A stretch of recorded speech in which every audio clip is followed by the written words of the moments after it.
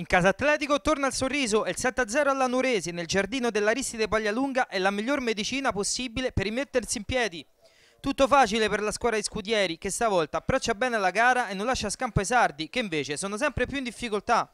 Partenza sprint dei padroni di casa che al quinto si portano in vantaggio sul lancio lungo dalle retroiesi e Ventananni che prima beffa Carboni in uscita e poi mette in rete con un apprezzabile gesto atletico. Il bianco-rosso-blu la vogliono chiudere subito al decimo, riescono nell'intento con Tornatore che raccoglie il tiro sporco di Massella e appoggia in rete da 2 passi. La risposta della Nuorese arriva solo a metà tempo, con Verachi che approfitta dell'errore di Nanni e calcia forte col destro, ma Nota risponde presente con un gran balzo.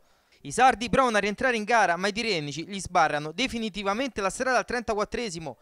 Un ispiratissimo Tortolano trova Nanni con un lancio millimetrico e il numero 7 è strepitoso nell'aggancio e l'assist al bacio per Tornatore che non può far altro che ringraziare il compagno e firmare la doppietta personale.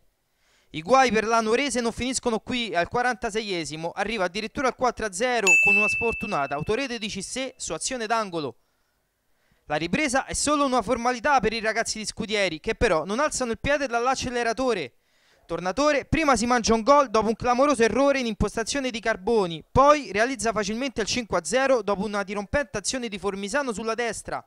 La Nuorese esce praticamente dal campo e per Tornatore c'è ancora gloria al 15esimo quando il bomber anticipa tutti di testa su cross a giro di Nanni. Al 19esimo Verrachi ci prova ancora da fuori ma Nota non ha problemi. Passano 2 minuti e il 7-0 è servito, punizione al limite di Tortolano leggermente deviata e per l'ex Latina arriva al 7° centro stagionale. Negli ultimi minuti sugli spalti ci si concentra più sulla vittoria della Balonga su Rieti che accorcia alla classifica, ma c'è tempo ancora per una grande giocata tra giovani Petrini e D'Andrea con il primo che calcia di poco fuori.